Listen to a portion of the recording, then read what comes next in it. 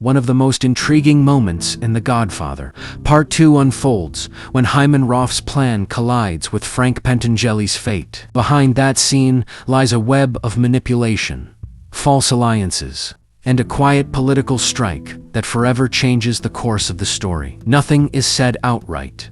Everything lives between the lines, in the glances.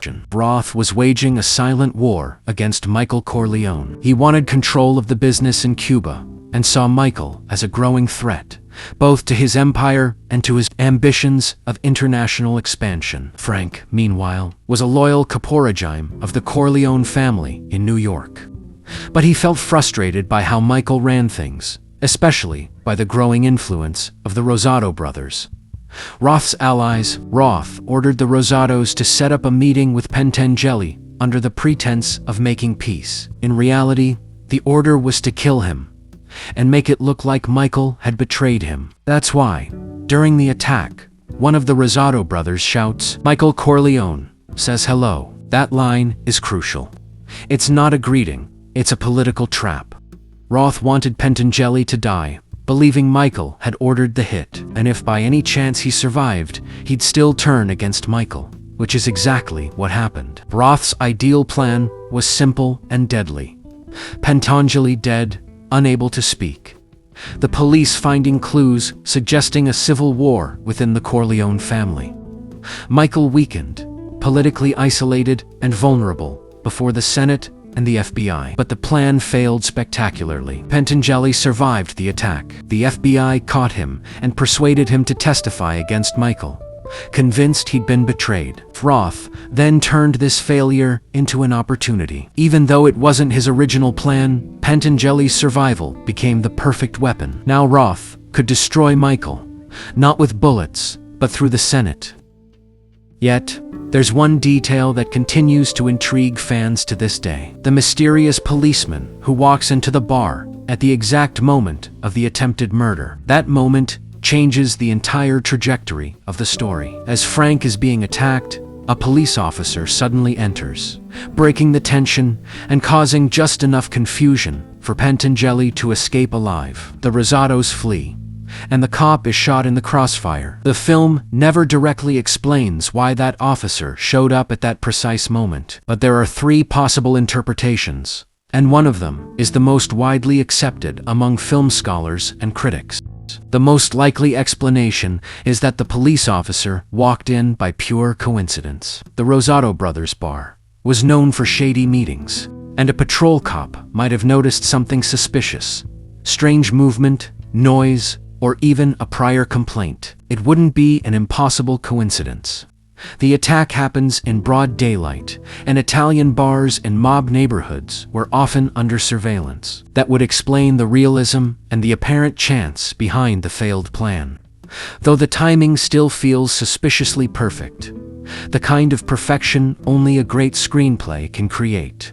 Another popular theory suggests that Michael already suspected the Rosados and Roth, and had someone keeping an eye on them. In that case, the policeman might have been an ally, or someone bribed by the Corleone family, placed there to protect Pentangeli without his knowledge. It makes sense.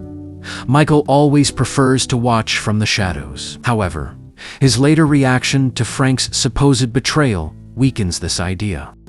Finally, there's a third interpretation, that the Rosados themselves caused the interruption. They were known for being reckless and loud, and maybe they slipped up too much noise, a prior scuffle, or a mistimed argument that could have drawn the cop's attention, leading him to walk in at the worst possible moment, not by fate, but by their own carelessness. It fits the Rosados' impulsive nature, even if the timing still feels almost miraculous. If Pentangeli had died, the FBI would have had no witnesses. Michael would never have been brought before the Senate, and Roth might have succeeded in politically defeating him. But the random arrival of a single police officer, a tiny coincidence, saved Pentangeli's life and created the great legal and moral conflict that drives the second half of the film. But even in a world ruled by control and power, chance remains an uncontrollable force. In the world of the Corleones, you can plan everything, but you can't control chance. But that leads to one crucial question. What explains Frank Pentangeli's careless behavior in front of such treacherous rivals? At that moment, when he seems relaxed, vulnerable, and even sends his bodyguard outside, Frank reveals the hidden consequence of Michael Corleone's strategy.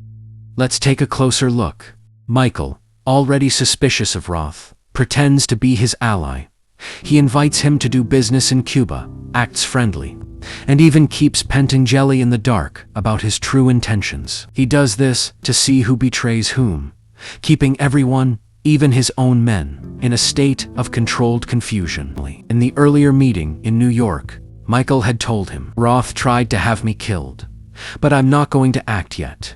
I'll pretend to be his friend." Then, he says his famous line, "Keep your friends close, but your enemies closer." For Michael, it was a cold, strategic move, a plan of counterattack. But for Frank Pentangeli, a man of fiery temperament and old-school honor, it sounded more like Michael knows everything, controls everything, and Roth will pay. In other words, Frank left that meeting convinced that Michael already had a revenge plan in motion. That's why he let his guard down. He thought that if Michael was in control, any move he made in New York was part of the Don's greater strategy. So when he went to meet the Rosado brothers at the bar, he still believed he was under the Corleone family's protection. For Frank, that moment is devastating. He realizes that Michael hasn't just betrayed him, he's apparently ordered his death. Worse yet, that earlier talk about pretending to be friends with Roth now seems like a lie meant to trick him. The loyalty he had always shown to the Corleones suddenly feels like a cruel joke. From that instant, Frank feels betrayed, manipulated, and discarded, nothing more than a pawn in the game of a new Don without honor. The audience, of course, knows that Michael never ordered Frank's murder, and that the line "Michael says hello" was a carefully staged trap by Hyman Roth, designed to provoke two things: Pentangeli's death and a fracture within the Corleone family. Roth used Frank as emotional bait, knowing that his hot-headed nature would make the deception believable. Frank's carelessness came from his belief that Michael was in control of everything. But when he heard Michael says hello, he became convinced that Michael had betrayed him, and that the whole pretend friendship with Roth was just an excuse to sacrifice him. It's the moment when the old code of honor collapses, when Frank realizes that the mafia world has changed forever. Now, it's ruled by cold games and political deceit. Thus, The Godfather Part 2 shows us that in the Corleone universe, nothing is what it seems, and that even a simple meeting can change everyone's destiny. A scene charged with tension, politics, and tragedy, where loyalty and betrayal blur like never before. If you enjoyed this analysis and want to hear more stories, hidden details, and secrets behind classic films, leave a like, subscribe to the channel, and share this video with other movie lovers. It really helps the channel grow and keeps us motivated to keep exploring the underworld of the mafia and the golden age of cinema.